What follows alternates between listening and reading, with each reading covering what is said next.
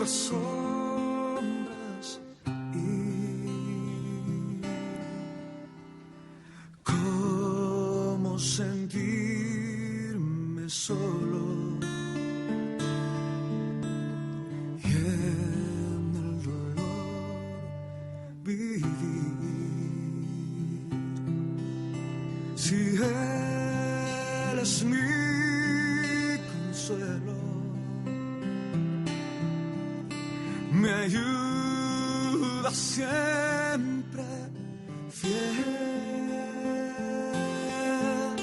Si aún las aves tienen seguro abrigo en él. Por eso yo canto alegre, porque yo soy feliz y Él cuida de las aves, cuidará también de mí. Por eso yo canto alegre, porque yo soy feliz y Él cuida de las aves, cuidará también de mí.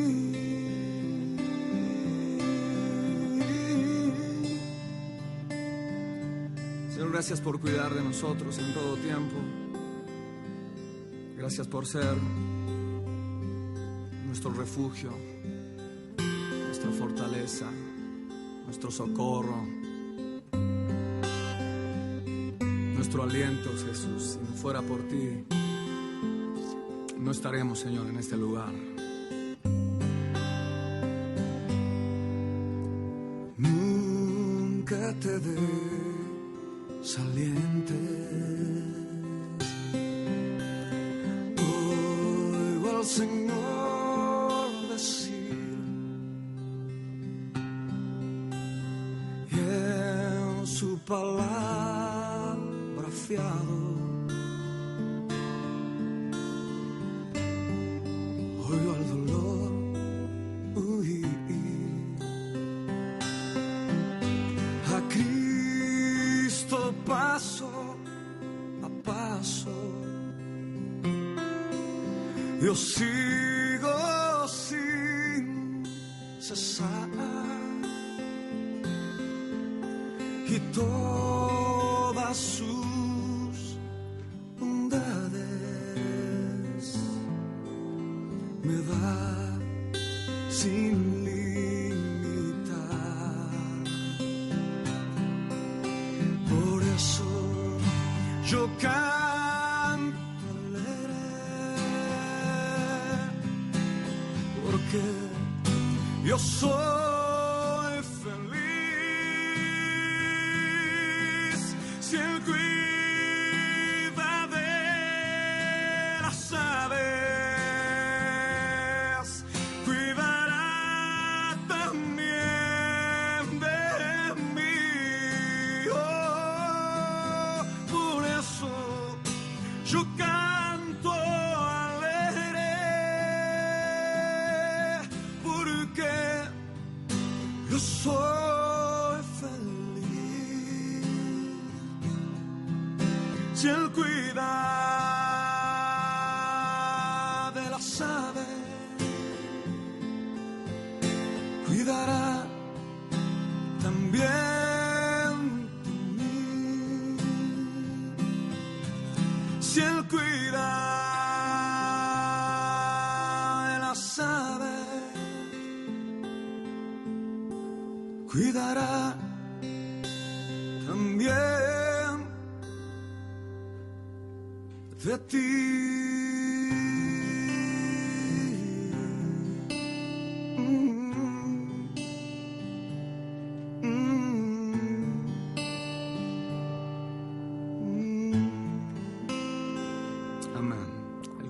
nosotros en todo tiempo.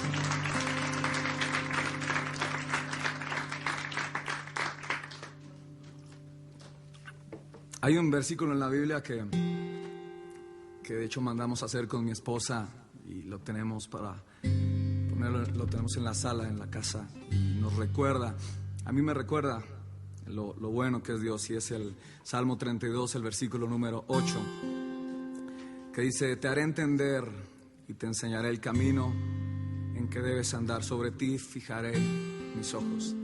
Y yo me acuerdo que alguien hace años, cuando estaba comenzando el ministerio, me regaló un separador de Biblia, me lo dio y era un burrito en medio de un camino empedrado y venía el texto. Y cuando vi esta palabra, te haré entender, sobre ti fijaré mis ojos, yo entendí que Dios estaba poniendo sus ojos sobre mi vida, y lo entendí de una forma tan increíble y tan especial que en ese momento tan pequeño que era, sabía que Dios cuidaba de mí, que Dios tenía un aprecio especial y que yo era un consentido suyo. Todo tiene un comienzo, todo tiene un desarrollo, todo tiene un final. Yo nací en medio de un hogar que no tenía una base bien hecha. Si las bases no están bien hechas, es muy fácil que cuando vengan las tormentas caigamos y no podamos seguir hacia arriba. Hablaba con mi papá y con mi mamá que me contaran su historia de cómo se habían conocido, y fue bien gracioso cómo se conocieron. Mi papá trabajaba en una identidad de aquí del gobierno, y mi mamá fue a sacar unos papeles que necesitaba, y mi papá estaba con unos amigos, y cuando la vieron pues les llamó la atención, porque mi mamá es una mujer hermosa y yo saqué eso de ella, ¿verdad? Alguien hizo y me acuerdo que mi papá, cuando miraron, dijeron: vamos a echarnos a suertes a ver quién va a atender a esa muchacha. Echaron suertes y le tocó a mi papá.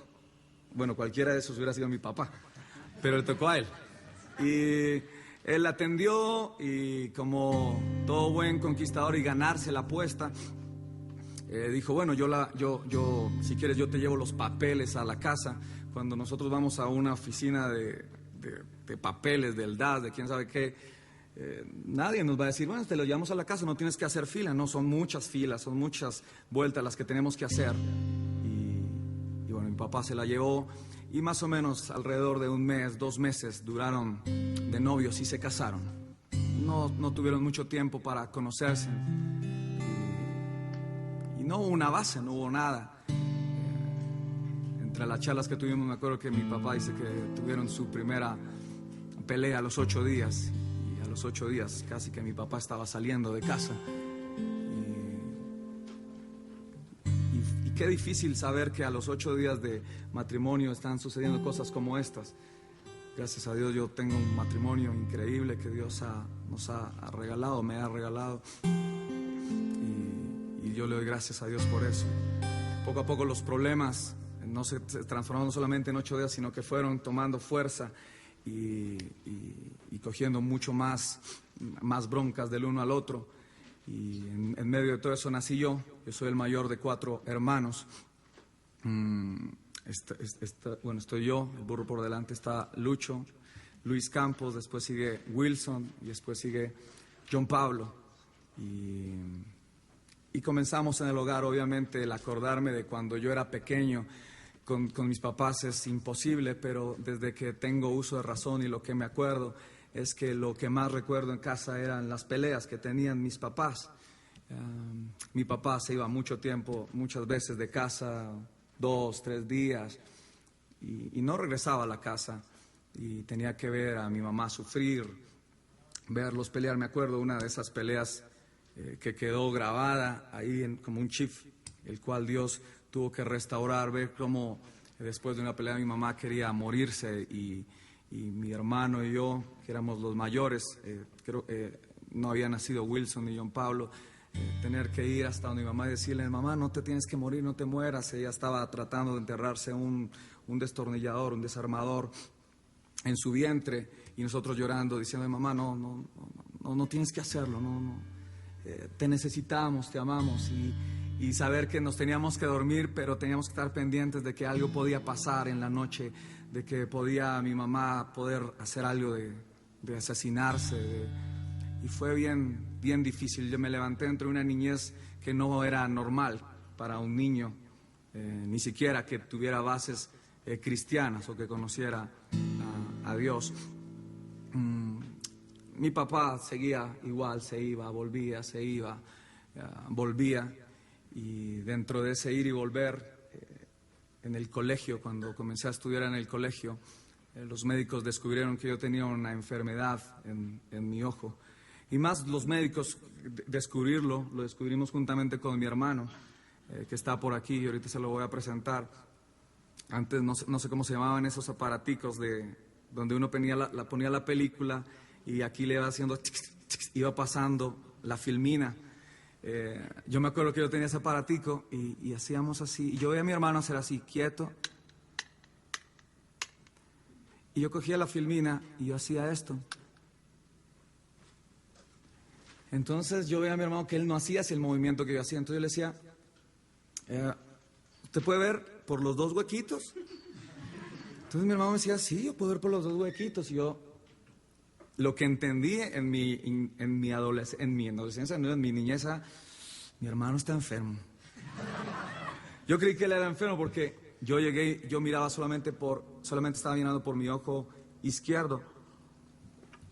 Y yo tenía que ver, le dije, no, mira, yo sí veo por puedo ver por los dos. Obviamente tenía que cambiarlo. Y en ese juego mis padres se dieron cuenta, mi mamá se dio cuenta de que algo estaba pasando con mi ojo derecho. Y me comenzaron a llevar al médico, a muchos lugares. Y al poco tiempo comenzó a salir una catarata en mi ojo derecho. El ojo se me puso blanco.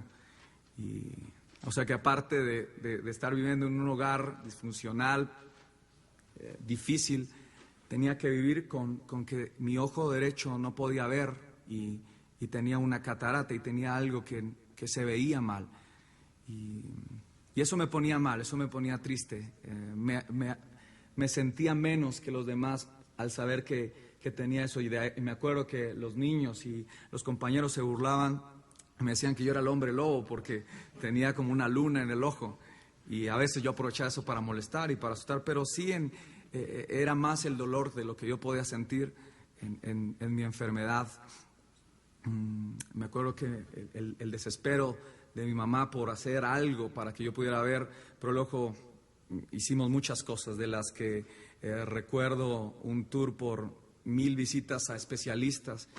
Y cuando uno va a especialistas de ojos le echan unas gotas y uno sale así. Yo me acuerdo que duré mucho tiempo en eso y cada uno decía algo diferente. Y a mí ya me molestaba ir a los médicos, al optómetra. Otra de las que me acuerdo es ir a donde Gregorio Hernández, San Gregorio Hernández. Y me dijeron, no, pues te van a operar. San Gregorio va a pasar una noche y te va a operar. Y a mí me parecía chistoso, ¿verdad? O sea, era increíble creer en cosas como esas. Yo era muy pequeño, 7 años de edad, tendría 6 años de edad. Y me prepararon un cuarto blanco, sábanas blancas, todo blanco. Y me dijeron, bueno, tú tienes que dormir recto, porque más o menos a la medianoche va a pasar San Gregorio de su tour. Y pues va a poner tu mano y vas a dar. Y ponían al lado un aceite. Y que el aceite se iba a poner blanco y que iban a hacer 1000 cosas. Pues obviamente yo tenía que hacer caso de lo que iba a pasar. No puedo decir, no me parece, no lo comparto, no lo quiero hacer. Lo tuve que hacer. Y me acuerdo que me acosté y yo me sentía ridículo haciendo eso, siendo pequeño. Y pasaron algunos minutos, pasaron algunas horas. Y yo decía, bueno, yo creo que se le complicó la operación anterior o algo le pasó porque no ha llegado. Y yo no puedo dormir derecho. No sé ustedes si pueden dormir así como momias, pero qué rico es dormir así arrunchadito, así. Yo este brother no llegó, así que yo me arrunché y claro, la mañana siguiente el regaño fue tenaz, porque no, que porque me había arrunchado no me habían operado, y que mejor dicho, que de seguro pasó de afán, y no, y la otra de las muchas cosas que recuerdo fue haber visitado a una bruja. Y fue tenaz visitar a una bruja. A veces uno dice, no, las brujas son de cuentos de hadas, y uno dice, no existen, pero yo sí la pude ver. Me acuerdo que creo que era en el barrio La Candelaria, aquí en Bogotá. Fuimos, era tarde de la noche, una fila increíble para entrar, y cuando entramos, perros, animales, gatos, pájaros, y un ambiente oscuro, y teníamos que pasar por el medio de los animales, y cuando pasamos por el medio de los animales, cuando llegamos a una señora que realmente parecía una bruja, me miró la mano y comenzó a hablar en quién sabe qué idioma, y anotaron un poco de cosas, y fue bien feo esa experiencia. Yo salí con miedo de esa experiencia, pero eso era en la búsqueda de poder que yo pudiera ver por mi ojo derecho. Mucha gente no sabe eso en este momento. Muchos se preguntan por qué utilizo gafas oscuras en mis conciertos. Y algunos dicen, no, pues porque es gomelo o porque quién sabe qué.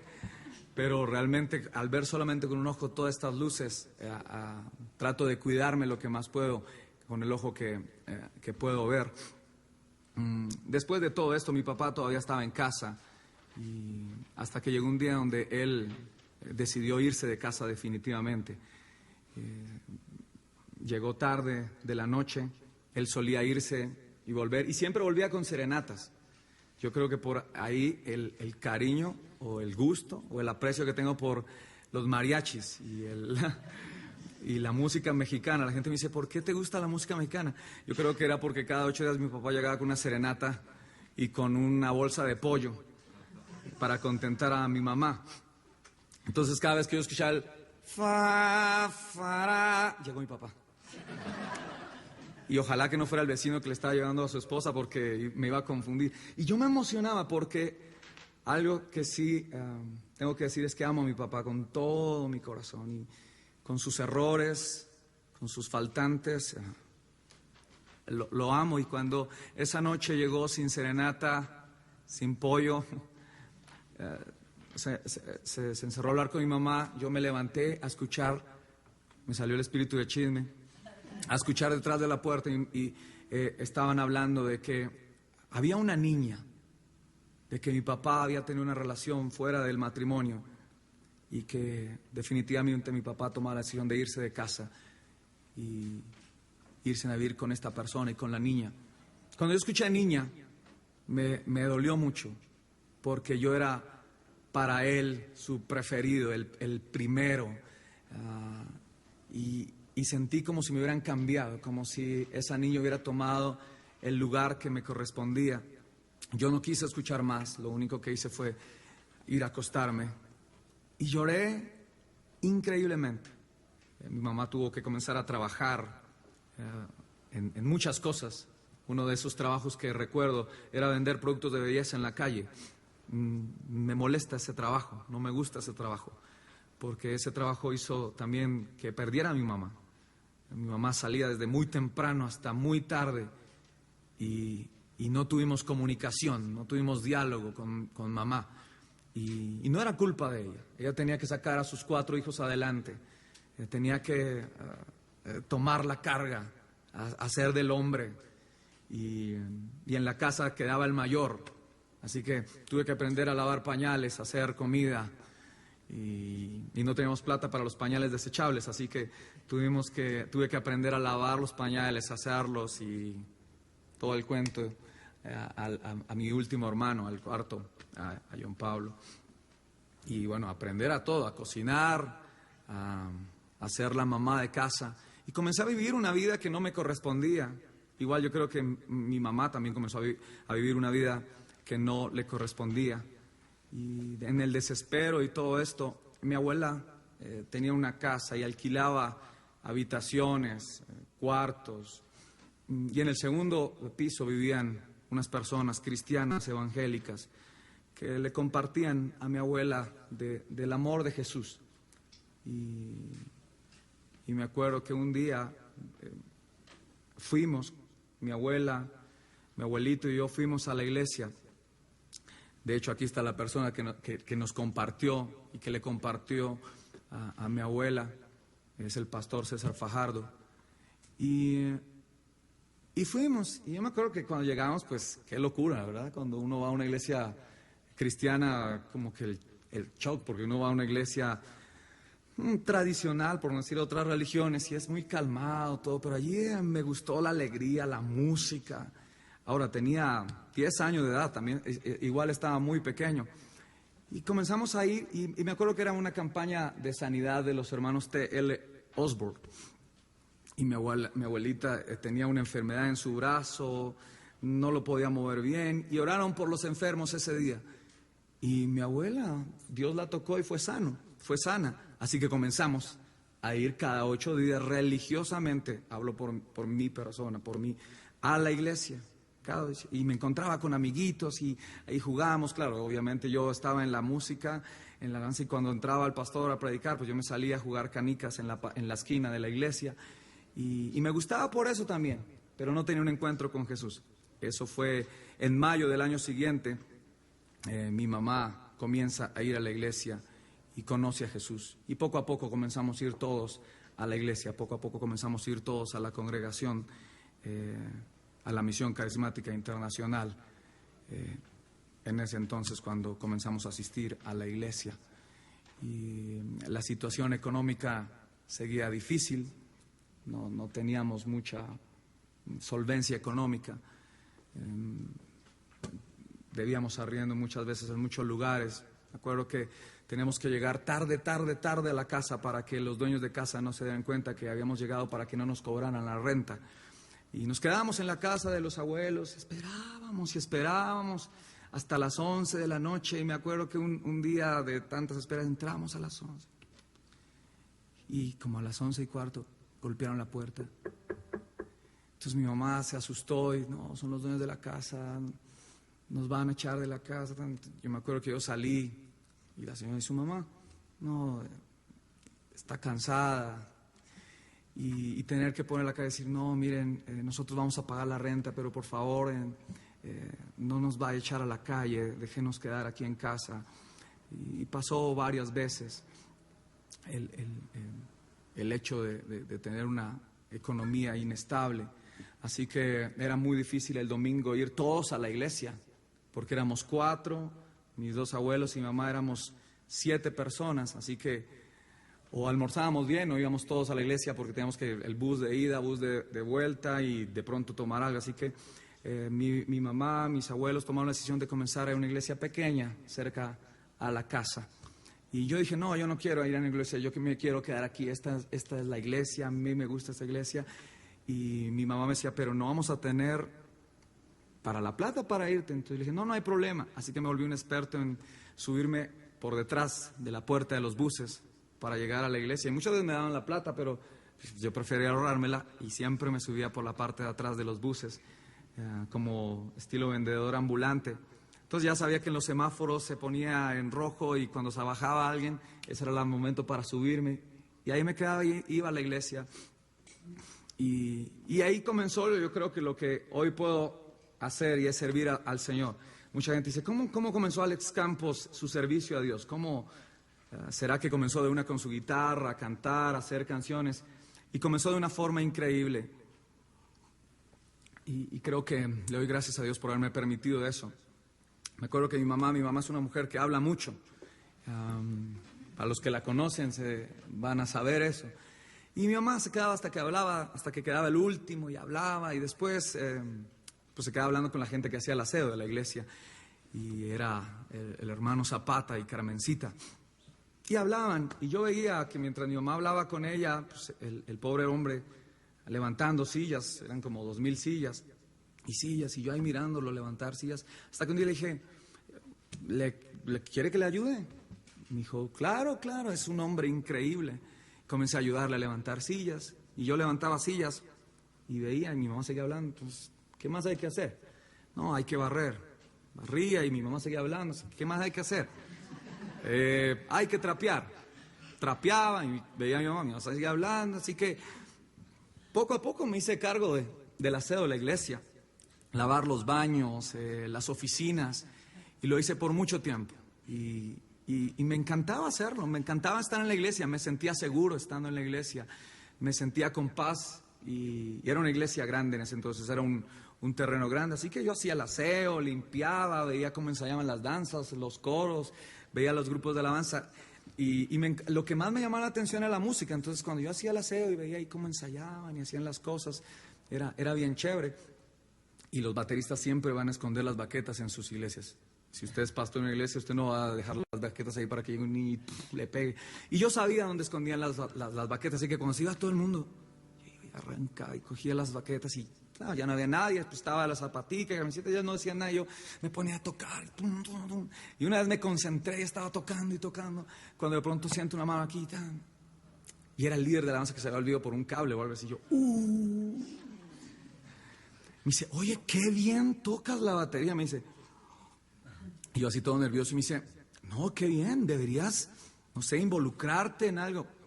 Tendría 11 años, 12 años. Y me dijo, a ver, acompáñame. Me acuerdo que tomó el piano y comenzó a hacer una melodía.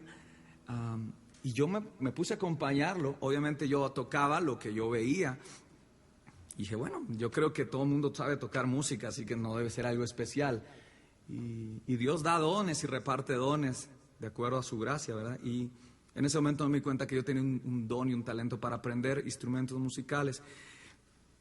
Seguí en la iglesia haciendo el aseo, tocando la batería, cantando, haciendo mil cosas. Y en la parte de afuera de las iglesias cristianas siempre van a haber vendedores ambulantes. Venden arepas, empanadas, buñuelos, qué sé yo. Y me encantaban unas empanadas que se vendían afuera. Y poco a poco me comencé a ser amigo de la persona que vendía las empanadas, que era un hermano cristiano. Y yo dije, bueno, y yo trataba de ayudarle, y ahí por ahí de vez en cuando me decía, si quieres coge una empanada. Quien decía miedo, pues cogí la empanada y me la comía.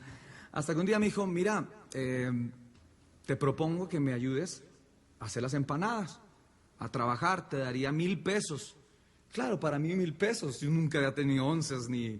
Bueno, nunca me daban plata para el recreo, que el recreo es para los locos, el descanso.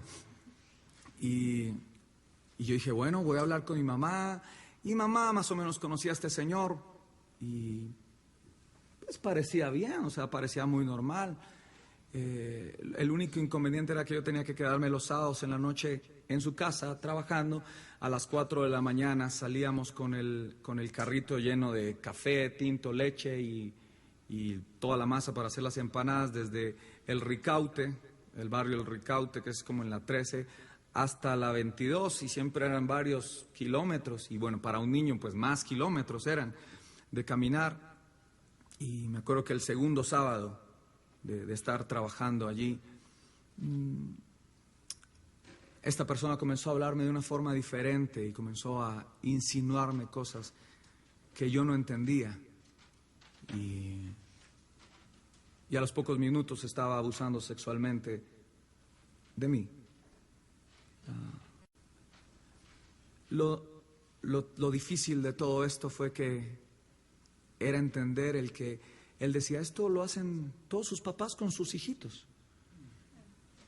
Y yo decía, pero yo, ¿cómo le pregunto a mi papá si él no está conmigo?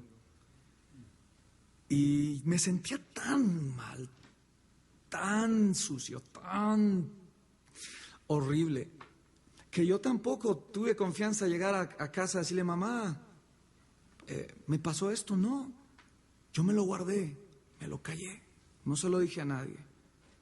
Recuerdo que pasó la semana donde todo esto estuvo en mi cabeza por mucho tiempo.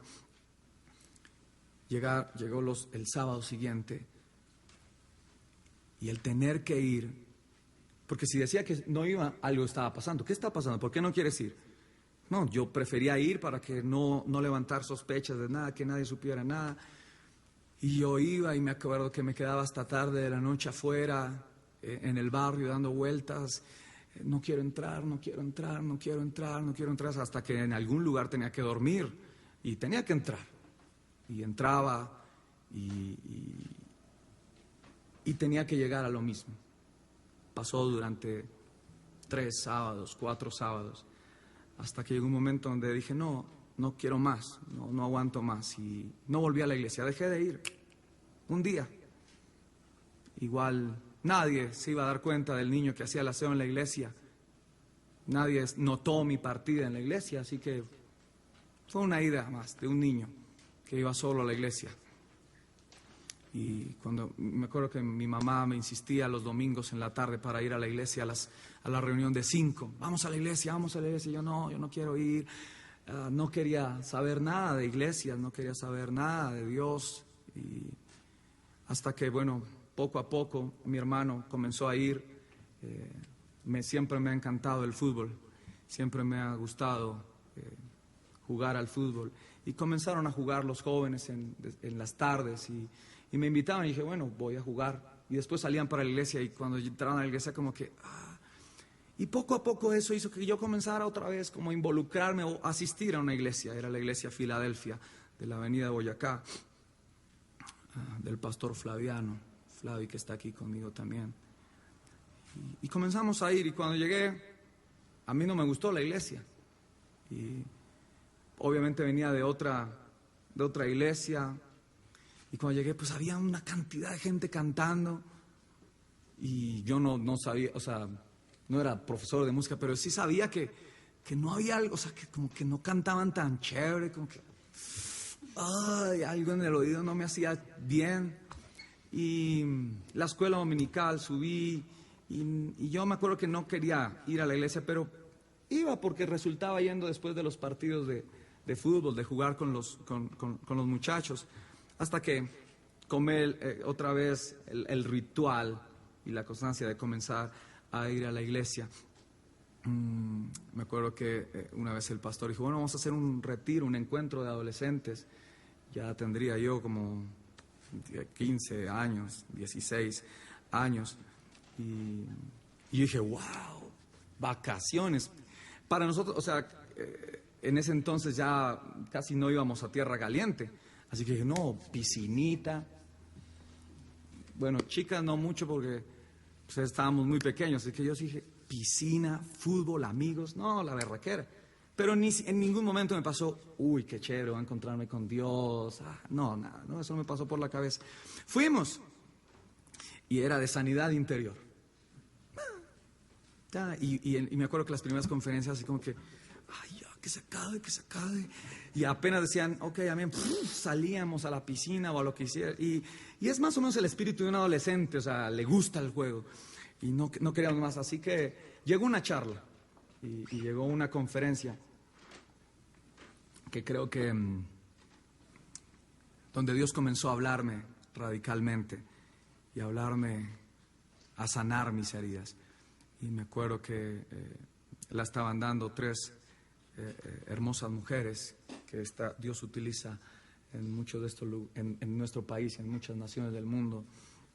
La hermana Igna de Suárez, Marta León y Susan. Y me acuerdo que estaba Igna hablando sobre sanidad interior, y yo estaba pendiente de la piscina.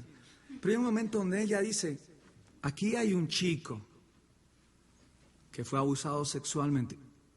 Eso captó toda mi atención y se me olvidó la piscina en un minuto, menos, en un segundo. Dije, uy, me dio miedo. Que ha sido rechazado, que se siente nada, que fue dejado por sus padres. Y comenzó o sea, era como si estuviera hablando de mí. Yo me sentí avergonzado. Me acuerdo que hicieron, vamos a cerrar nuestros ojos, a inclinar nuestro rostro, porque no vamos a decir quién es, ni vamos a hacerlo público. Obviamente, si hubieran dicho, a ver quién es, yo no hubiera levantado la mano. Nadie dice, sí, yo fui. Y me acuerdo que comenzaron a orar y a dar palabra y a sanar el corazón. Y ese día comenzó el proceso de sanidad en mi corazón del abuso sexual, de perdonar a mi papá, de comenzar a ver las cosas de la forma que Dios quería que yo comenzara a verlas. Y fue algo especial ese retiro. De ahí en adelante todos los retiros y los encuentros tenían un rumbo diferente para mí, las charlas tenían un rumbo diferente para mí, sabía que Dios me podía hablar, sabía que Dios me estaba hablando. Y en uno de esos encuentros me acuerdo que Flavi dice, ok muchachos, vamos a cumplir 8 años, la iglesia va a cumplir 8 años, así que no sé, ¿por qué no planean algo para hacer? Y yo me acuerdo que yo actué como de uno, yo dije, nosotros queremos cantar. Y usted nunca va a ver un adolescente en una iglesia así como que nosotros, así. Y yo me lancé, nosotros era que los demás estaban, nosotros. Sí. Él. Y Flavio me dice, ok, ¿quiénes? Y yo volteo. Y yo, a ver, mi hermano y había una amiguita de nosotros que se llama Jimena. Bueno, se llama Jimena. Y Jimena, queremos cantar una canción. Ok. Bien. Y me acuerdo que escogimos la canción. Y comenzamos a ensayar. Y no se acuerda usted el tiempo del racionamiento aquí en Bogotá, que quitaban la luz en la mañana, como 4 horas y en la noche. Pues ese fue el tiempo de ensayar. Llegamos en las noches a oscuras con una vela. Lucho no sabía tocar el piano, yo no sabía tocar guitarra, no sabíamos si cantábamos. Bueno, más o menos sabía que cantaba porque de pequeño, cuando mis papás iban a sus fiestas, de vez en cuando en esas fiestas, se emborrachaban, decían, ay, pues que Alecito cante, que Alecito cante, que Alecito cante. Y así todos borrachos me ponían a cantar La Mochila Azul. Y canté La Mochila Azul en quién sabe cuántas reuniones. Así que dije, bueno, más o menos como que creo que sabemos cantar. Y llegó el día, el momento. Yo le voy a pedir al favor a mi hermano que está aquí. No está, aquí está. Quiero que le dé la bienvenida a mi hermano, a Lucho, a Luis.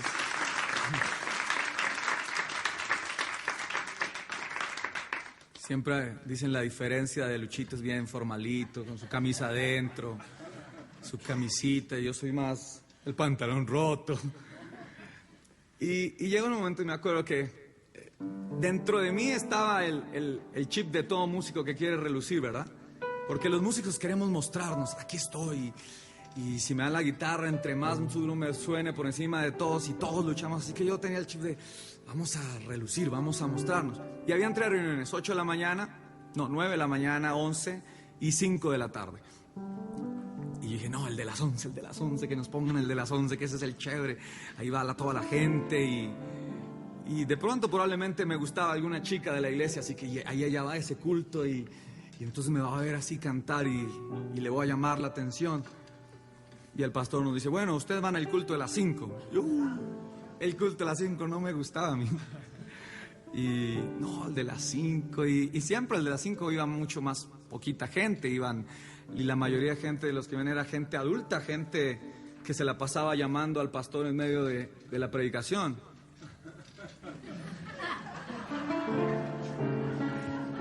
Dije, no, pues ¿qué van a ver? ¿Qué van a escuchar? Pero pasó algo chévere, y es que ese día la gente de las 11 estaba en las 5, o sea, como era fiesta, pues la reunión de las 5 estaba llena, había mucha gente, 500 personas le cabían a la iglesia, estaba llena. Pasaron las danzas, pasó todos, hasta que llegó el momento de los niños, de los muchachos que quieren cantar una canción. Y comenzamos. Me acuerdo que subimos a la tarima y Jimena se paró del lado de allá de la esquina. En la mitad se paró Lucho y a la izquierda me paré yo. Y habíamos ensayado una canción donde era a capela, pero algunos pedacitos yo tocaba la flauta dulce. En el colegio nos enseñaron la flauta dulce, así que pues más o menos la sabía tocar. Y me acuerdo que tomé la flauta y yo quería ser director de ese momento. Y yo veía que todos los directores cuentan 1, 2, 3, 4 y yo quería contar. Y yo, ¿pero a quién le iba a contar si yo era el que comenzaba? Pero dije, no, pues si lo voy a hacerlo con elegancia. Y me acuerdo que tomé la flauta dulce, el dorado, en la boca. 1, 2, 3. Y me acuerdo que comencé a hacer la introducción. Entré Y comenzamos a cantar. Esta fue la primera canción que yo canté en una iglesia cristiana. Oye, amigo mío, hoy vengo hasta ti para compartir tu gran soledad. Quiero que me veas como un viejo amigo en el cual seguro tú puedes confiar. Hoy quiero contarte una hermosa historia donde el ser humano tiene un buen final. Esta historia empieza en el año 0 y aunque pase el tiempo siempre sigue igual. Si se sabe el coro y me quiere acompañar. Yo he venido a dar vida. Yo he venido a dar luz. Y hoy quiero llenar tu alma de alegría. Porque yo soy Jesús.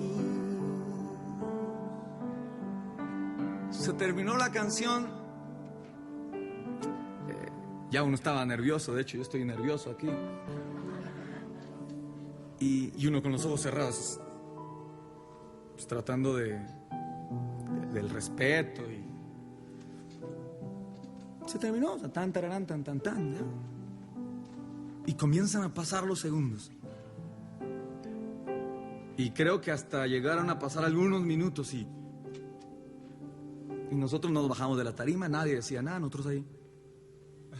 Hasta que de repente como que el pastor reaccionó, estaba abajo, se paró, subió a las escaleras, caminó, se acerca y nos dice: muchachos, canten otra. Ay. Volvimos a terminar la canción y el pastor subió con los 50 músicos, con los coros. Comenzaron a adorar a Dios. Y cuando yo me bajé, nos fuimos por un lado aquí hacia la parte de atrás. Yo veía a la gente así, estaba llorando. Y yo, no les gustó. Pues no entendía lo que estaba pasando. No les gustó. Lo que no sabíamos era que Dios había utilizado a 3 chicos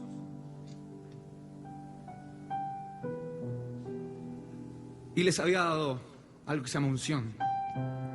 ¿Por qué no la dio a nosotros? No tenemos nada especial, no hay nada especial en nosotros, somos como cualquier joven, ¿verdad? A los 8 días, 15 días nos llama Flavio y nos dice: queremos que hagan parte del grupo de alabanza. Pues qué privilegio. Y fuimos a la reunión y me acuerdo que llegamos al ensayo.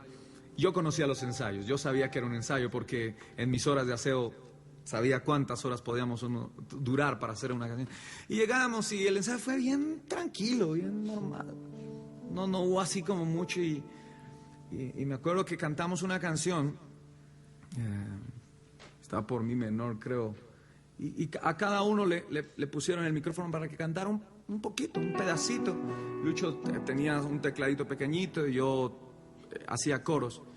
Y me acuerdo que cantamos el pedacito pequeño y eso fue casi todo el ensayo, no hubo nada más. Y yo dije, no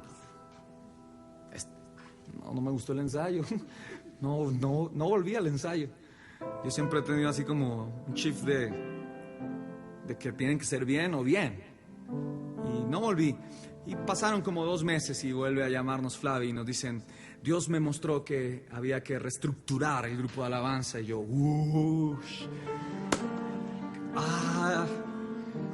eso no se lo mostró ni carne ni sangre. ¿Verdad? Y se va. Y yo quisiera que ustedes 2 fueran parte de ese nuevo grupo. Y me acuerdo que fuimos, era una noche en la casa de uno de los integrantes, hicimos pasta. Y fue pasta verde, una pasta toda verde y rica. Obviamente a mí me gusta mucho la pasta, pero es rica, es buena. Porque ya no puedo decir que no me gusta algo porque después los niños no quieren comer eso. La pasta es rica. Hace bien. Y hicieron la pasta y comenzamos. Me acuerdo que compraron una flauta ya de las que yo tenía, pero una flauta dulce donde mis dedos tenían que estirarse así. Y comenzamos a hacer. Y Lucho tenía un tecladito pequeñito. ¿Cuántas octavas tenía? Dos. Dos octavas tenía. O sea, era como un tecladito así, Casio. Y uno le hacía así y sonaba. O sea, ¿no? Y el piano era bien cómico el teclado. Obviamente la iglesia tenía un piano Yamaha increíble, pero Lucho hacía los string con el teclado. ¿Qué podría hacer? Renuévame. Yo seguía trabajando, me acuerdo que pasé por muchos trabajos y quiero mencionar algunos porque sé que muchos de los jóvenes que van a ver este video y que van a leer este libro a veces dicen, no, yo solamente voy a quedarme en esto y no hay más. Dios no tiene más para mí. Y Dios tiene cosas tan grandes. Una vez escuché, a la medida de nuestros sueños conoceremos a Dios. Si sueño pequeño, conoceré un Dios pequeño. Si sueño en grande, conoceré un Dios grande. Y uno de esos trabajos fue en la galería. Le decíamos galería para que no sonara tan brusco, en la plaza del 7 de agosto. Y recuerdo que un amigo me ayudó a comprar una cicla de carga. Y lo que yo hacía era hacerme a la salida de la plaza para llevar pedidos de carne, queso y una cantidad de cosas. Y duré mucho tiempo, fue un trabajo muy duro, muy fuerte, de los más difíciles que yo pude tener. Me acuerdo que un día subiendo por el puente de la 68, el peso me ganó y se cayó todo y los pollitos salieron a volar, bueno, las presas de pollo, y yo tratando de parar el tráfico para coger las presas de pollo. Y fue un trabajo que me marcó porque era un trabajo muy fuerte. Otro fue en Icasa. Ese ya era más elegante, Icasa. Y ahí era el encargado de la bodega, pero tenía como 16 años, 17 años, y era el encargado de toda la bodega de comida. Y me acuerdo, y esto suena chistoso, me acuerdo que las cocineras me decían, chicos, necesitamos un bulto de papa. Un bulto de papa, o sea, no pedían una librita, no, un bulto de papa. Yo, ok, y las papas están arrumadas así, un bulto grandísimo. Y yo me subo atrás y empuje el bulto para que cayera abajo y nada. Y entonces las cocineras me dicen, ¿qué está haciendo? Y yo, no, pues empujando el bulto para que caiga. Y me dice, no, porque se dañan las papas. Yo, entonces, miren, súbanse. Y yo aquí abajo lo voy a sostener, tírenlo. Y yo aquí lo bajo. Y me acuerdo que... Y ellas, ni cortas ni perezosas, se subieron y entre dos mancancanes, ¡pum!, me empujaron y me tiran ese bulto y yo quedo así estripado bajo el bulto y yo, quítamelo. Duré como 4 días, porque o sea, cuando llegaba la carne, esa carne tiene que ir en el refrigerador. Y yo tratar de, o sea, no me daban los brazos para subirlo como de aquí a una altura así, no me daban los brazos, así que yo hacía bolsitas pequeñas hasta que entrara toda la carne. No aguanté mucho en ese. Y bueno, mi mamá se hizo muy amiga de muchas personas que trabajaban en empresas cristianas, así que comencé a trabajar en empresas cristianas, Palabritas, Club 700, volví a Desafío, pero ya tenía nómina, ya tenía seguro, ya tenía más cosas, ¿verdad? Ya era más grande. Y comencé a trabajar, a sostener parte de la casa, ayudar a parte de la casa y a terminar mis estudios, porque yo me había retirado de estudiar en 7º de bachillerato y terminé validando el bachillerato. El grupo de alabanza seguía creciendo y en 1993 comenzaron los congresos de alabanza aquí en Bogotá, que para mí fueron una bendición esos congresos. Y en 1994, en el segundo congreso, tenía 16 años. Me acuerdo que estábamos buscando, yo salí a buscar al bajista del grupo. Estaba buscándolo. Y cuando de repente, como a unos 6, 7 metros, veo a alguien muy familiar. Yo quedé en shock cuando lo vi. Y yo me puse a llorar.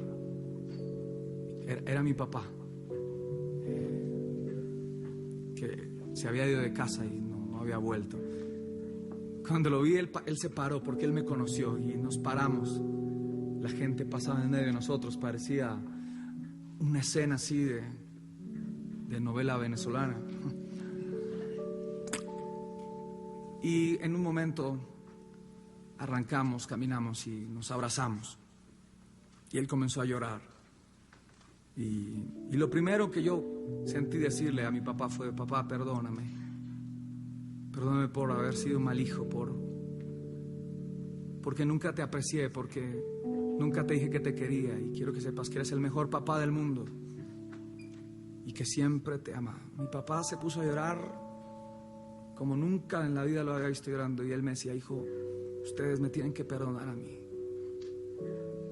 Yo los dejé. Pero papá, y ya la emoción del primer: ¿qué estás haciendo aquí? Dice: hace un año que estoy viniendo a esta iglesia. Y para mí era difícil que mi papá dijera eso, porque mi papá era así bien maloso. Mi papá en una iglesia cristiana.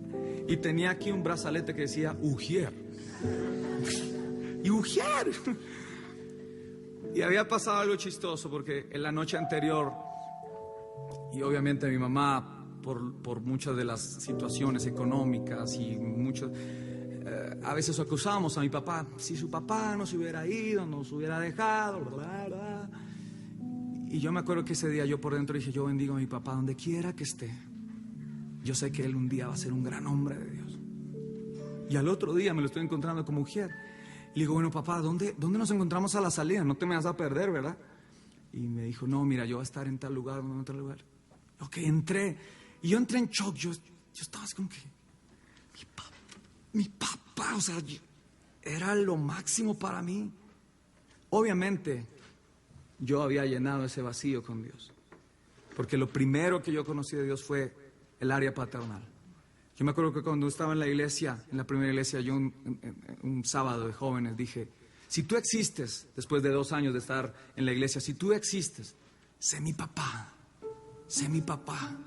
Yo necesito un papá que juegue al fútbol conmigo, que escuche mi voz, que vaya al colegio conmigo. Sé mi papá.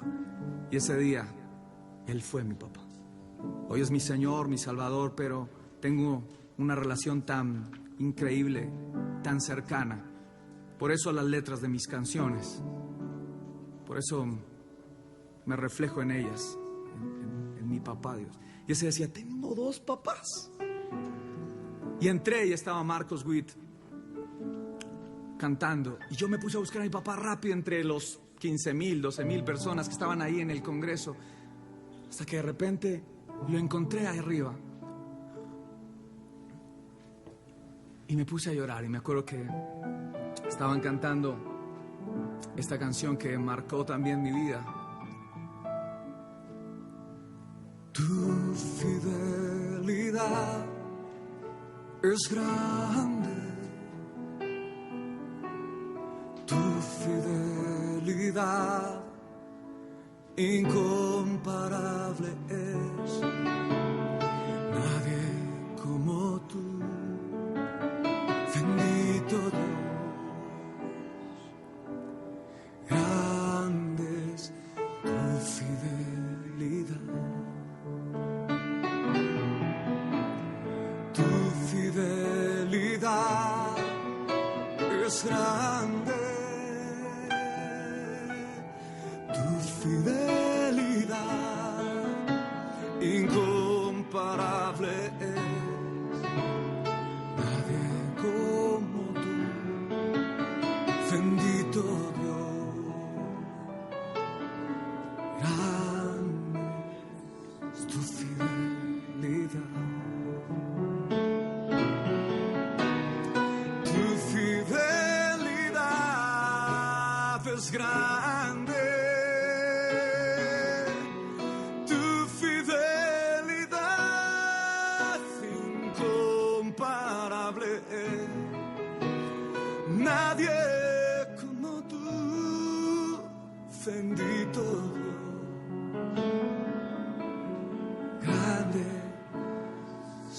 fidelidad. ¿Sabe? En ese momento entendí lo que es la fidelidad de Dios, porque aunque le fallemos, aunque no hagamos nuestro devocional diario, aunque no tengamos un tiempo con Dios diario, aunque a veces estemos en ministerios y estemos andando mal y caminando mal, Dios siempre va a ser fiel. Yo decía, no puede ser. Sé que no estoy orando lo que tengo que orar. Sé que no estoy viviendo la vida que tengo que vivir de un cristiano fiel, y Dios me da este regalo.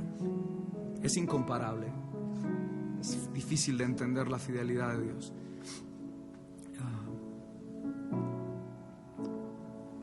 A los pocos meses, cuando tenía 17 años, en medio de ese congreso, de los congresos, me fui a la parte de atrás y vi como a 15 chicos de mi misma edad diciendo: qué música tan aburrida esta, ¿a qué hora se va a terminar? Y eso para mí fue: ¿cómo? ¿No les gusta lo que está pasando? Y automáticamente hubo algo aquí, una carga por ellos. Ellos tienen que saber que más que música es Él. Y comencé a... Obviamente había escrito algunas canciones que escribía en momentos que tenía con Dios, y comencé a tener una carga muy fuerte por ellos. Me acuerdo que Dios puso en la iglesia donde estaba personas que me decían: Alex, Dios te da un talento increíble, te apoyamos, cuando quieras hacer algo te apoyamos. Y yo no pienso hacer nada, o sea, no tengo planeado algo. Y me acuerdo que una de las palabras que Dios me dio textualmente era que yo iba a ser punta de lanza en mi país para los jóvenes. Yo en ese momento no entendí punta de lanza. Bueno, punta de lanza, ser un indio o algo, no sé, punta de lanza. Pero poco a poco fui entendiendo lo que era punta de lanza. Había escrito varias canciones y en 1997, cuando tenía 19 años, en junio, decidí compartir esa carga por esos chicos a algunas personas que había conocido dentro de visitas a varias iglesias, tocando con el grupo de alabanza, con el grupo de hijos de pastores. Había conocido a varias personas. Y dije: miren, tengo esta música, y esta música yo creo que Dios la puede utilizar para atraer a estos muchachos, a esta gente, para que se apasione por el Señor. Y dijeron: ok, comencemos. Y me acuerdo que en ese tiempo Dios puso una familia increíble, que es la familia Rubio, y nos apoyó increíblemente. Ellos tenían su oficina, y en su oficina diseñamos los afiches, mandamos los afiches, llamamos a los invitados, porque hicimos 4 conciertos llamados Tiempo de la Cruz. Y yo dije, yo no sé por qué 4, pero quise que fueran 4. Y yo mandé a hacer una tarima más grande de la que había, alquilamos una consola más, trajimos unas luces, necesitamos un seguidor, así que llevamos esas cositas de filminas y le hicimos un huequito para que fuera el seguidor, y telitas, fue algo bien bonito. Llegó el momento del concierto de Tiempo de la Cruz y habían como 40 personas nomás, había mucha gente. Arrancamos el concierto y qué increíble, paso a paso, como la presencia de Dios comenzó a hacerse tan fuerte en ese lugar, pero de una forma increíble. Me acuerdo que volteé hacia los músicos para decirles algo y estaban llorando. Uno estaba postrado en sus rodillas. Lucho estaba en ese momento en el grupo y él estaba tocando el piano y también estaba llorando. Fred, mucha gente estaba tocada por Dios.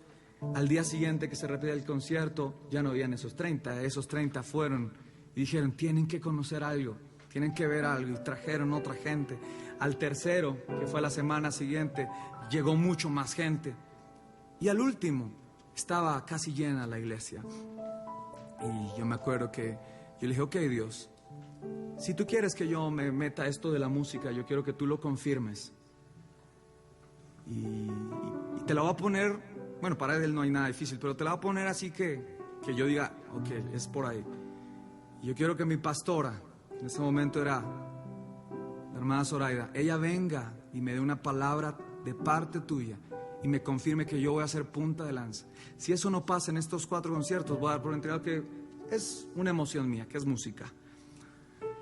¿Y por qué la escogí a ella? Porque mi música nunca le ha agradado a las pastoras, ¿no me digas? No, porque yo hacía mi música, yo me acuerdo que yo tomaba el micrófono de una forma así, y siempre he sido un poquito acelerado en mi música. Entonces, obviamente, a ella le gustaba más a Luchito, que era más adorador, más suavecito, y yo era más fuerte. Entonces, yo decía, yo quiero que ella. Y ella llegó al último concierto, al 4. Y se terminó el concierto. Dios se movió con gran poder. Y cuando me bajé, estaba saludando a la gente, viene Zoraidita y me mira a los ojos. Ella venía llorando. Y me dijo, Alex, Dios va a hacer unas cosas increíbles contigo. Y entró al grano. Me dijo, tú vas a impactar los jóvenes de este país como nadie lo ha hecho. Tú vas a ser una punta de lanza en este país. Tu música va a llegar a muchos lugares. Y cuando ella estaba diciéndolo, yo no tuve que esperar que terminara para saber que Dios me estaba confirmando eso. Y yo dije, wow, eso es. Así que al año siguiente, yo era profesor de música en ese momento, ya tenía un puesto un poco más de corbata. Aunque era pequeño, era profesor de música pequeño. Y dije, voy a renunciar, voy a meterme de lleno al ministerio. Y fue un paso lanzado, probablemente para algunos imprudente, pero me lancé, dije, Dios es fiel. Y si Dios me lo confirmó, ¿qué tengo que preguntar? O sea, que no va a caer fuego del cielo para que me lo confirmen. Ya Dios me dijo cómo lo iba a hacer. Y renuncié, comenzamos a ensayar para el primer concierto y la primera grabación en vivo, Tiempo de la Cruz. Me acuerdo que nos ayudó Edgar Sánchez. Y Edgar Sánchez me dijo, ¿cómo quieres hacer la grabación? Le dije, en vivo, como era en moda hacer en vivo. Y dijo, ok, pues podemos secuenciar todo por el teclado y la batería, el bajo, todo por teclado, y tú cantas encima de la pista. Y yo, pues, no, chévere, pero me gustaría todo en vivo. Uy, pero eso es caro. Entonces me dijo, bueno, pues dale, hagámoslo. Y al rato él me dice, yo sé que tú lo vas a poder hacer solo, dale, fuerte. Y en un momento me sentí solo, digo, ay, me dejaron solo con la boletería ya repartida y todo listo. Y dije, bueno, vamos a hacerlo. Y me acuerdo que lo hicimos en la que hoy es mi iglesia, el lugar de su presencia.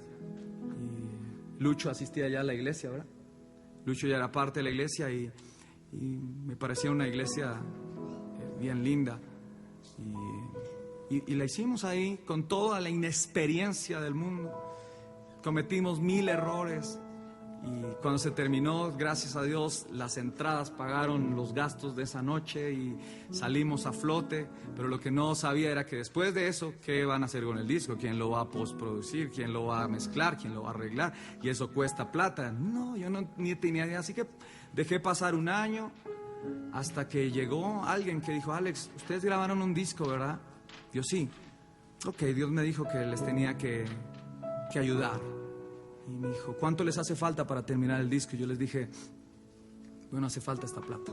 Dijo, ok, aquí está esta plata, págamela cuando quieras, como quieras, pero saca el disco. Hay gente que lo está esperando. Sacamos el disco, nos metimos a un estudio donde uno sacaba la lengua y mojaba a todo el mundo. Chiquitico. No, un estudio bien chico, pero gracias a Dios por ese estudio. Y ahí terminamos el disco. Me acuerdo que Álvaro Llano, mi ingeniero de sonido en ese entonces, fue el que mezcló el disco, nos ayudó a grabar el disco. Lo sacamos.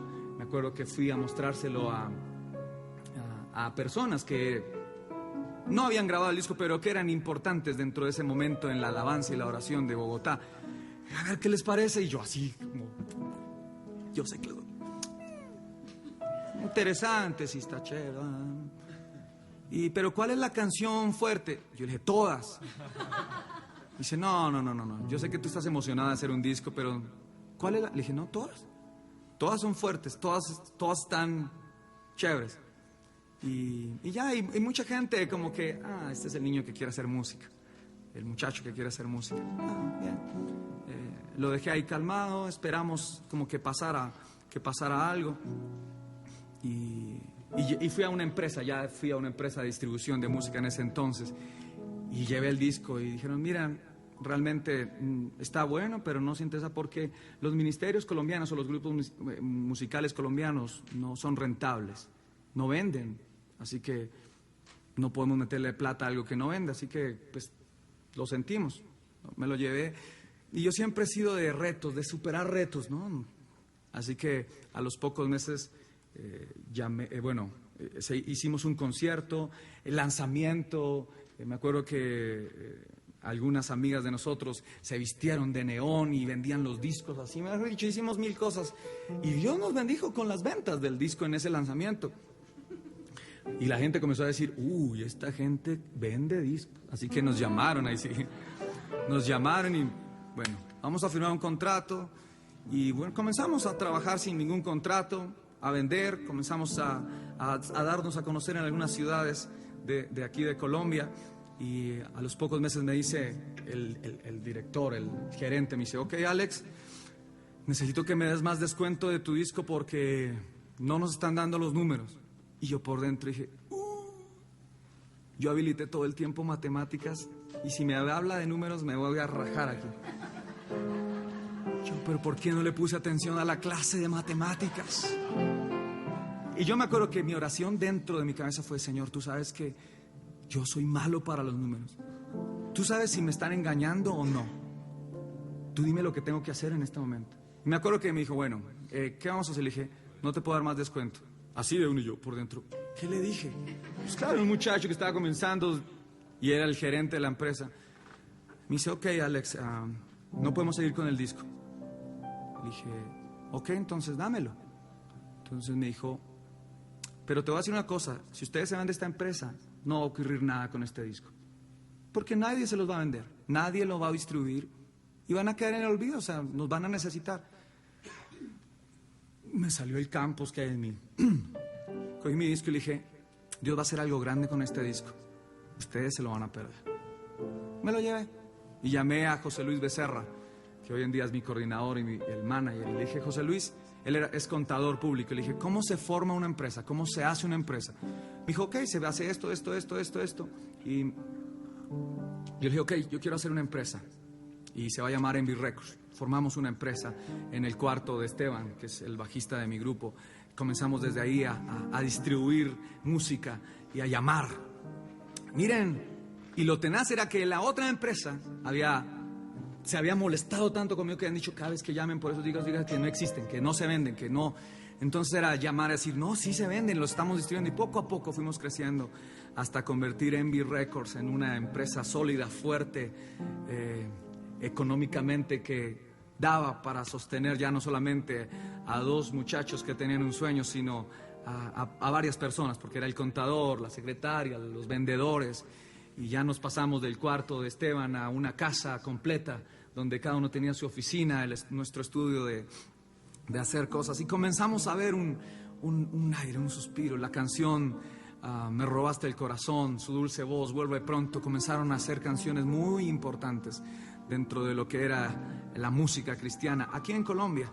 Y dijimos, bueno, ya como que llegaron las buenas para nosotros, llegaron las buenas para mí, pero en estos días escuché algo que me llamó la atención. Dios deja reinar a los Saúles mientras procesa a los David. Y ahí no terminaba todo, había un proceso que seguir. Y me acuerdo que el 3 de diciembre de 1999, un mes después, bueno, de haber hecho nuestro disco y todo esto,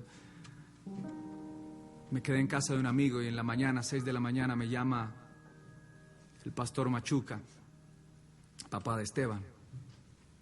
Me llama ahí, no sé, cuando me llamó, ¿por qué me está llamando aquí? Me dice, te están buscando urgente en tu casa. Tu hermano anoche estuvo muy mal. Parece que partió con Dios. te espero en la casa, ve rápido. Yo lo único que dije fue, no entiendo. Colgué, me senté en una silla y dije, no entiendo. Y no podía repetir nada más, sino no entiendo. Me fui, cuando llegué a casa no había nadie. La cama estaba mojada porque él murió en cama. Yo me arrodillé en la cama y le dije, Dios, perdóname. Perdóname porque Wilson quería un papá y yo como hermano mayor no se lo di. Me quería ganar el mundo para Cristo y mi casa estaba siendo descuidada por el ministro de alabanza. Ya no estaba ahí, pero igual le dije, Wilson, perdóname por no haber sido el hermano que debía haber sido el mayor de los 4.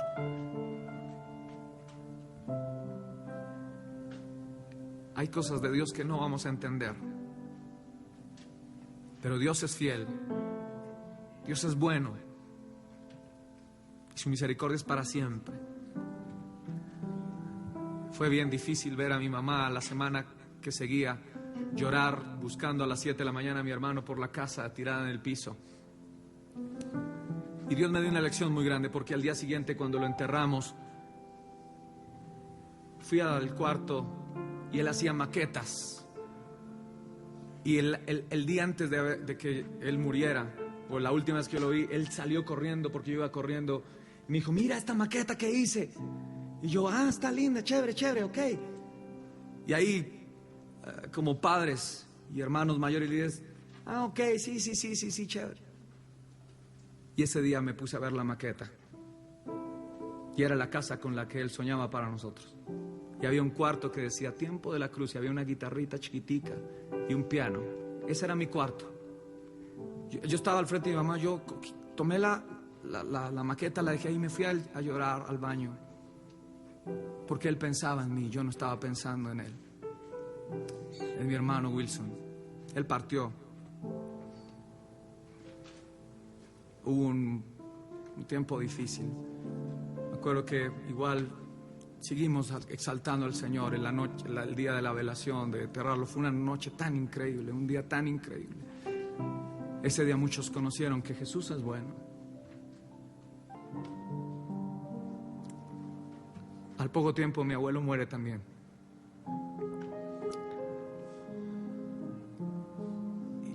Yo admiraba a mi abuelo y amo a mi abuelo también, porque fue un hombre increíble, fuerte, escribía canciones hermosas, cantaba.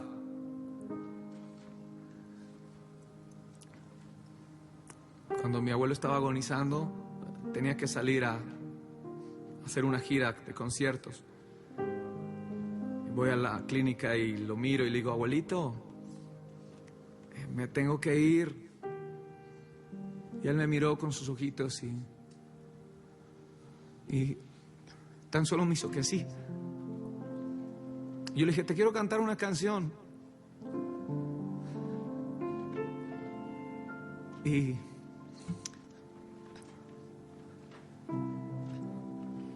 lo que le canté,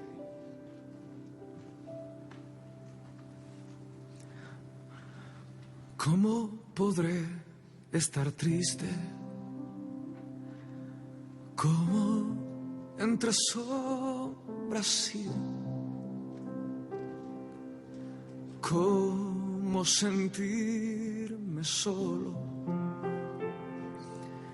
y en el dolor vivir. Si eres mi consuelo, me ayuda siempre fiel. Si aún las aves tienen seguro abrigo en él. Mi abuelito se quitó la máscara de oxígeno. Dijo, yo quiero cantar Él estaba agonizando y muriendo de cáncer en el colon. Y con el dolor, porque lo veía, y se agitó porque no tenía el aire. Y se puso a cantar un cántico nuevo, cantar algo para Dios. Los árboles, el fruto de los árboles. Y aprendí una lección en la muerte de mi abuelo, y era que tengo que adorar y cantar a Dios en todo tiempo. Hasta mi último suspiro adoraré al Señor. Y eso fue lo que Él me enseñó en esa tarde. A los 2 días de esa mañana, Él falleció. Meses más adelante, Dios iba a traer un alivio a mi corazón. Una persona que iba a comenzar a soportar el proceso porque no había terminado. Conocí a Natalia Rodríguez, una mujer apasionada por Dios, hermosísima, guapísima, pero apasionada por Dios, enamorada de Dios. Nos ennoviamos, fue un noviazgo raro, difícil. Ella me conoció tal cual como yo era, con todas mis imperfecciones, con mi carácter, con mi genio, con mil cosas que Dios ha ido cambiando. Para ella fue difícil porque a ella la veían y la menospreciaban por ser pequeña. Pero es mi pequeña gigante porque aguantó tantas cosas. De hecho, en mi casa no la recibieron muy bien, no la valoraron, no daba la talla para Alex Campos. Yo tengo que honrar hoy a Natalia porque aguantó mucho palo de parte de mi familia y probablemente yo no hice nada. Yo me quedé callado y dejé que pasara eso. Pero gracias a Dios por Natalia, por su amor al Señor y por su entrega, por su aguante. A los pocos meses de conocerla, el proceso continuó, pero gracias a Dios ya tenía una persona que me ayudó. Eso fue febrero del 2002. Los médicos me dicen: Alex, tienes un tumor en tu garganta. Mi papá, mi abuelo, mi hermano, un tumor en la garganta. Los médicos me dijeron: vamos a tener que operarte, pero no podemos asegurarte nada. Lo máximo que creo que podemos hacer es recuperar tu voz un 50%. No entiendo. Esa es mi frase: no entiendo. Y las mil palabras que venían a mi cabeza: Dios es mentiroso, Dios no va a cumplir, te equivocaste, no era eso. Pensé tantas cosas, pero en medio de esos días en las que en las noches lloraba con mi guitarra. Bueno, no tomé mi guitarra esos días, la dejé a un lado. Yo tenía que andar con una hoja y un papel para escribir lo que tenía que decir, porque me procuraron decir que no gastara el poco voz que tenía. Y me acuerdo que una noche quise escribirle algo a Dios, una carta, una queja. Tomé el papel. Me acuerdo que esto fue lo que le escribí. Ay, cómo me duele estar despierto, no poder cantar, cómo expresarte sin palabras. Me muero si no estás. El tiempo pasa y todo cambia. Hoy lloro de soledad, que el sueño que llevo en el alma de repente ya no está, que la sonrisa se ha marchado, mis lágrimas caerán. mis lágrimas caerán.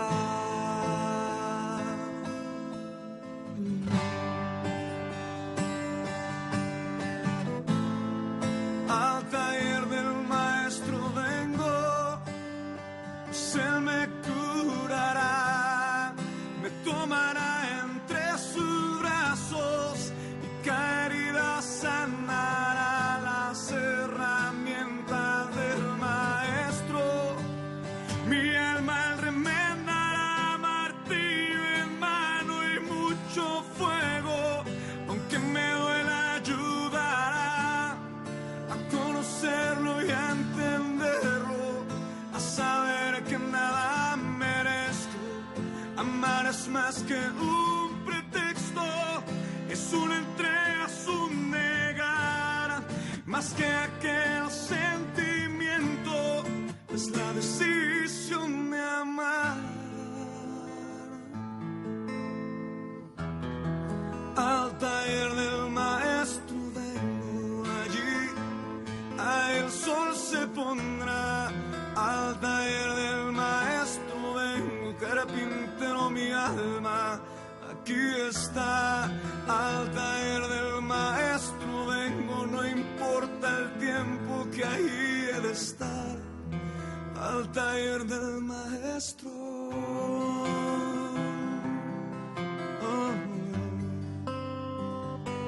La canción se estaba plasmando en una queja para Dios. Cómo me duele estar despierto.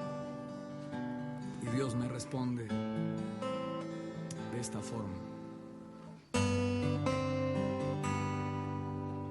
Hay de aquellos días que hizo frío, el sol no apareció, como el talento no lo es todo, y el silencio vale más que 1000 palabras sin sentido, y una vida que morirá si tú no estás aquí conmigo. ¿De qué sirve mi cantar? ¿Para qué la fama y las estrellas si el maestro aquí no está? ¿Para qué decirte que te amo si contigo no quiero estar? Al taller del maestro vengo, pues él me curará, me tomará entre sus brazos y caerá, sanará las herramientas del maestro. Mi alma él remendará, martillo en mano y mucho fuego, aunque me duela eso me ayudará a conocerlo y a entenderlo, a saber que yo nada merezco. Amar es más que un pretexto, es una entrega, es un negar, más que aquel sentimiento, es mi decisión de amar. Al taller del maestro vengo, allí el sol se pondrá, allí tú me hablarás en tu taller. Aunque me duela, yo sé que eso me ayudará. Mi buen Jesús, mi buen Señor.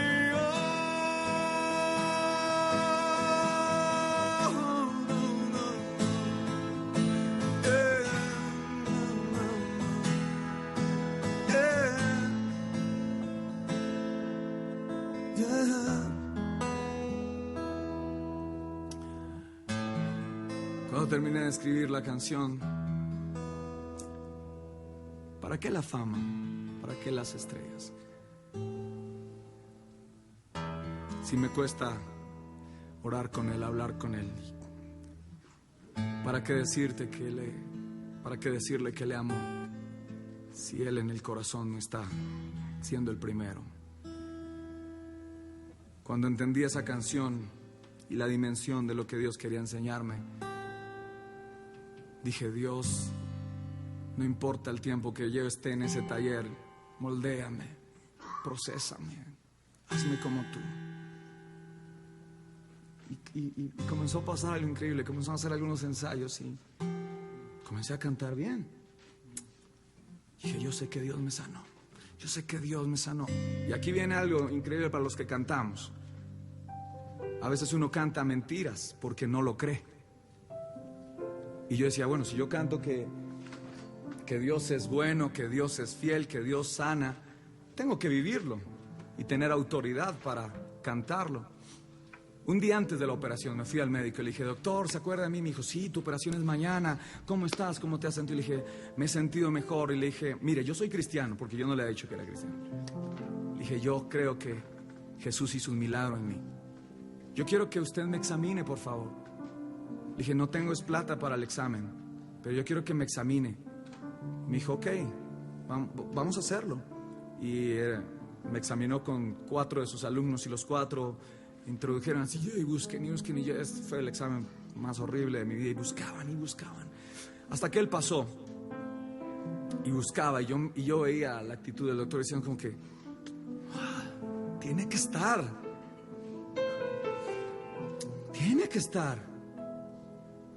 y llega después y dice, esto me ha ocurrido 2 veces en mi carrera profesional, no está el tumor, no tienes nada. Las cuerdas están rosadas. ¿Estás bien? Y yo por dentro dije, ese es el Dios al que yo creo, al que yo canto. Él es fiel. Él es bueno.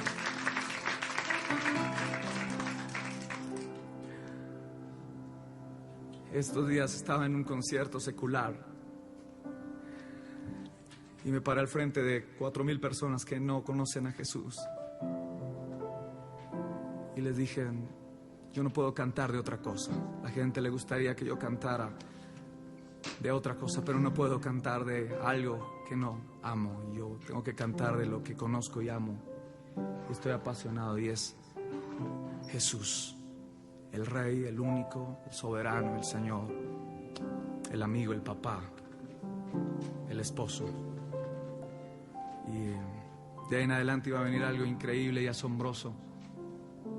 Mi vida cristiana tomó un rumbo diferente. Comencé a caminar de otra forma. Que mi vida fuera digna del sacrificio que Jesús hizo en la cruz. No cantar mentiras, sino cantar verdades que viviera mi corazón. A los meses, ese mismo año, Marcos Witt llegó a Bogotá a hacer un encuentro de líderes. Y yo quería conocerlo. Siempre todo músico de mi época quería, y de todas las épocas, quería conocer a Marcos Witt. Y yo me acuerdo que dije, no, voy a llevarle a saludarlo en medio de la multitud. Dije, no. Después dije, no, se ve feo. De hecho, cuando a mí me lo hacen, a veces como que, tranquilos, que no soy yo soy el burrito, el que está arriba. Y recibí una llamada.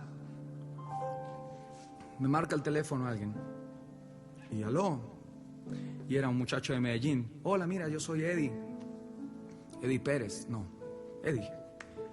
Me dijo, estoy con alguien aquí que quiere conocerte. Y yo, ok. Y yo no sabía, Eddie, no, pero no sé cómo supo mi teléfono. Aló, hablo con Alex Campos. Sí, con él habla. Hola, Alex, hablas con Marcos Witt.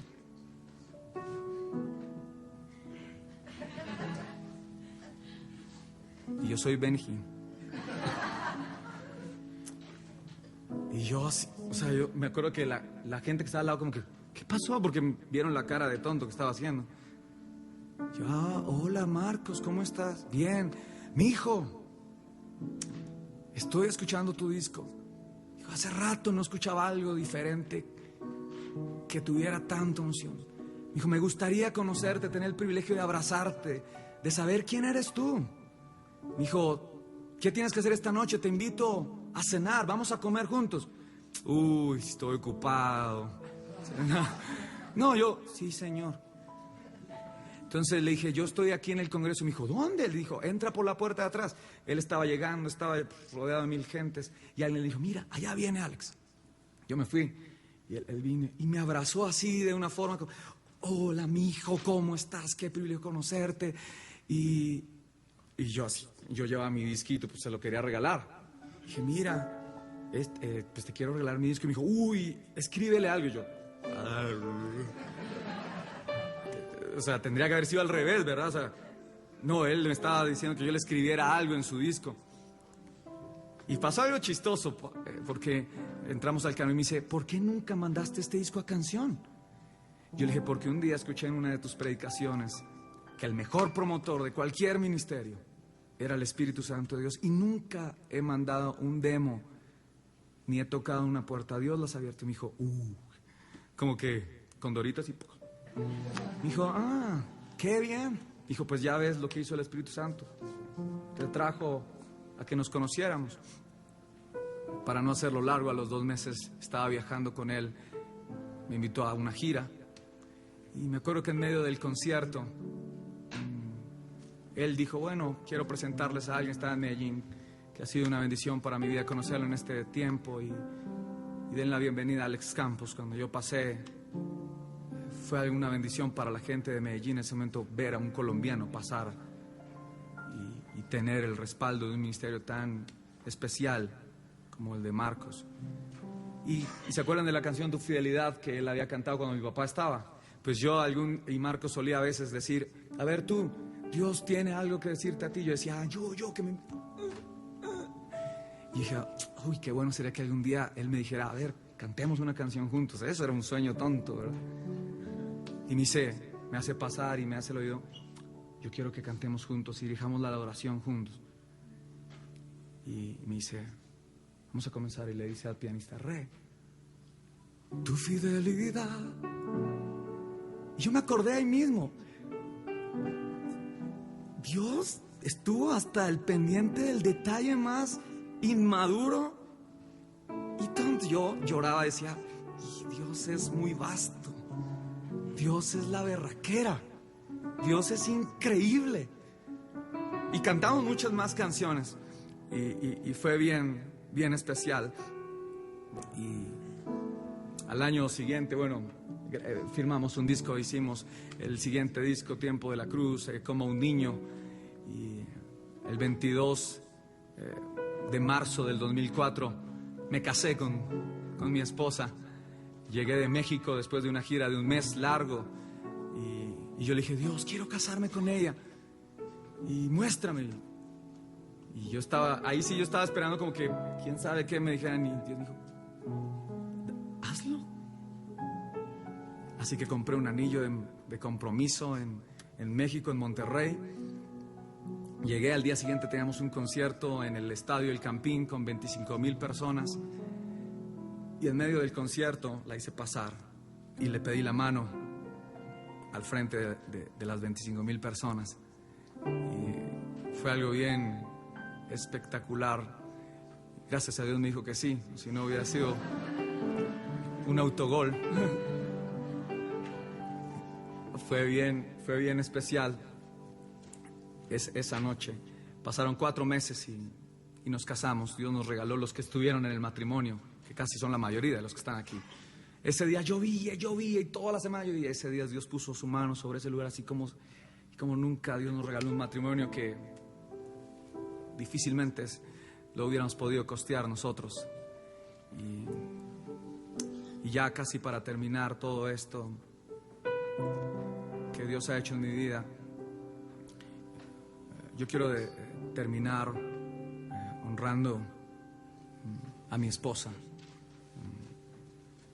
Yo le he escrito canciones a Dios, a mis amigos de ministerio. A mi mamá le escribí una canción cuando me casé. Y escribí una canción que quiero cantársela y dedicársela, porque realmente ha sido un regalo de Dios, mi esposa. No me cansaré de decirlo. Y ella dice, bueno, yo solo danzo en el ministerio, no tengo muchas cosas que hacer, pero la responsabilidad que Dios te ha dado a ti de cuidar a un cabezón como yo, y tú sabes que ha sido una tarea increíble y solamente tú la puedes hacer. no hay otra mujer. Y te escribí una canción, y yo quiero cantarla, porque yo quiero que también nosotros como esposos aprendamos a ser románticos con nuestras esposas, porque a veces se pierde eso en el cristianismo.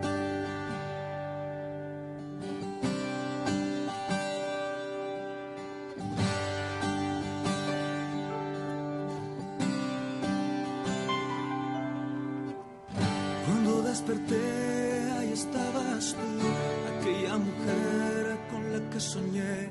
Le vestí la piel, sus labios besé, y en su corazón allí me refugié. Late el corazón, late hoy por vos, y si canto yo, canto para ti. Mi vida entera, toda te la doy, que no tengas miedo, yo aquí estoy.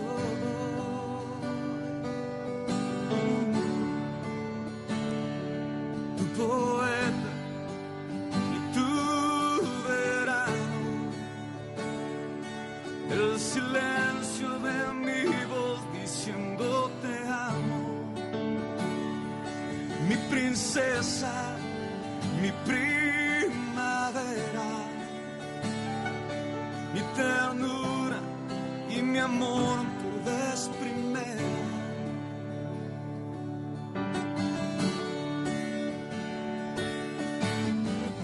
Me conoces bien, siempre te amaré, aunque estemos lejos, yo aquí estaré. Seré tu poema, tu razón de ser. Tú serás mi reina, mi única mujer. Tú serás mi aliento, serás mi Edén, mi eterno romance, confidente fiel. Niña consentida, amor de mi ser, agua de este río que yo beberé.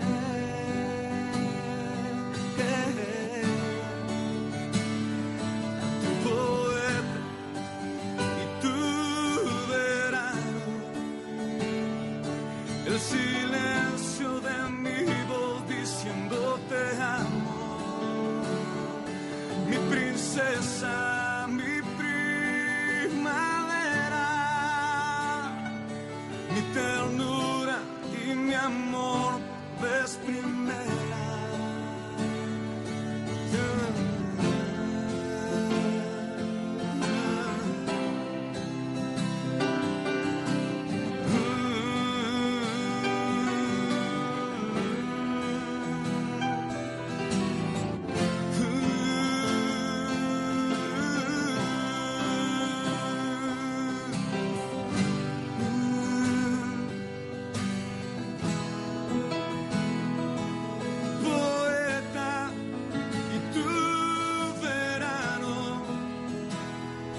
El silencio de mi voz que dice te amo.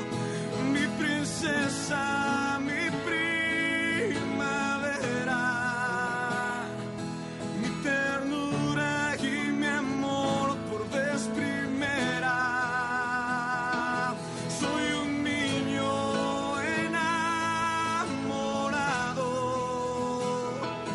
El diseño de tu sueño en mí plantado, consentida mariposita, prisionera de este amor que no se rinde, que no se rinde.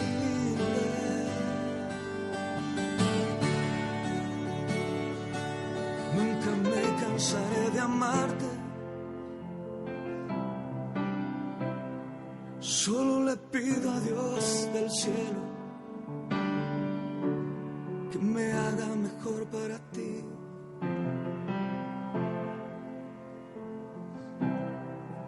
Te amo, baby.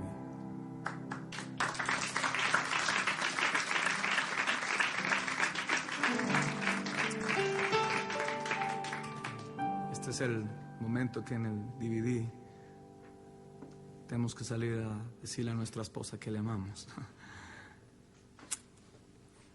Quiero concluir y cerrar esta noche diciendo que Dios ha llenado cada vacío en mi corazón, que Dios ha suplido abundantemente, de una forma increíble en mi vida. Nunca pensé tener un carro, nunca pensé tener un apartamento. Creí que solamente era para gente rica con plata, pero es para gente que decide creer en Dios y tener a Él como su Señor en su corazón. Dios nos ha ayudado y nos ha provisto para comprarles un apartamento a la abuelita y a la mamá, para que puedan estar en casas seguras, para que no tengan que pagar más renta. Y eso fue algo que Dios nos permitió a mi esposa y a mí poder regalar su apartamento. Dios nos ha permitido viajar por toda América Latina y viajar a países que nunca pensé viajar, impactar a la juventud en Colombia, animar a los chicos a creerle a Dios, a saber que Dios tiene planes con nosotros y que Él es fiel para cumplirlos, para seguirlos. Y yo quiero animar a la gente que nos ve, que nos va a leer, y los que estamos reunidos esta noche a seguir creyéndole. Dios es bueno, Dios es fiel, y Él quiere sanar cada herida en nuestro corazón. Dios quiere restaurar. Dios quiere quitarnos esa ropa sucia y colocarnos esa vestidura real, blanca, espectacular. Y si tan solo pudiéramos disponernos y escuchar su corazón y su voz, sé que lo podríamos hacer. No tengo nada especial, lo único especial es la gracia de Dios y su fidelidad. Es por Él que canto, por Él que vivo, que respiro, que tengo la familia que tengo. El ministerio que tengo no es mío, tan solo trato con responsabilidad administrarlo y ser fiel. Yo quiero que cerremos nuestros ojos y podamos orar, y yo quiero orar primero por la gente que en este momento está sintiendo y está ahí en su lugar llorando, diciendo: yo quiero conocerte, Dios. Jesús quiere entrar en tu corazón y ser tu Señor y tu Salvador, tu amigo, tu papá. Él quiere llenar el vacío que hay en tu corazón. Él quiere mostrarte esos regalos increíbles que tiene para ti, porque tiene regalos para ti. Tan solo tienes que callar tu voz y escuchar su corazón y refugiarte en sus brazos. Señor, yo te pido que en tu gracia, en tu favor,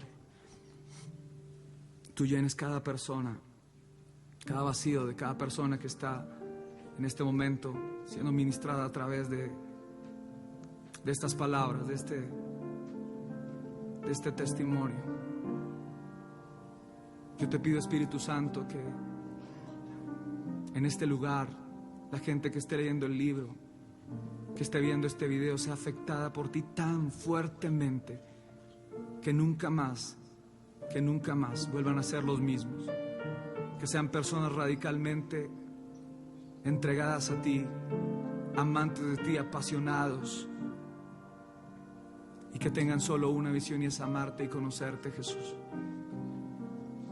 Oro, Señor, por aquellas personas que fueron abusadas sexualmente, que fueron dejadas por sus padres, que han sido señaladas por sus líderes, diciéndoles: no puedes y no eres apto. Yo te pido que ellos puedan ver en ti el favor que no han podido ver en otros, que puedan solamente refugiarse en ti, en tu taller, que puedan entender que es en medio del proceso que tú nos formas, nos amas, nos enseñas, nos alimentas,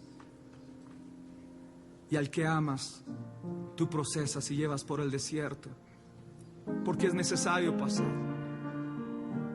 Gracias, Señor, por esta noche hermosa e increíble que tú nos has regalado. Gracias por tu fidelidad, que para siempre es tu misericordia. Señor, hoy confieso que veré con mis ojos a miles de personas cambiadas a través de tu poder y de tu palabra. Gracias, Señor. Yo quiero que terminemos cantando una canción que escribí hace poco, que habla de lo que más me gusta de Dios, y es su fidelidad. La grabé en el último disco, El Sonido del Silencio.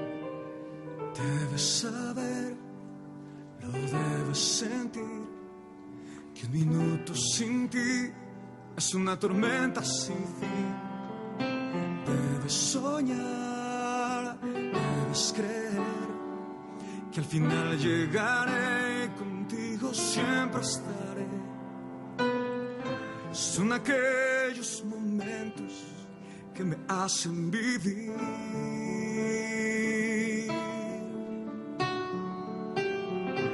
Y si tú me faltas, moriría yo aquí.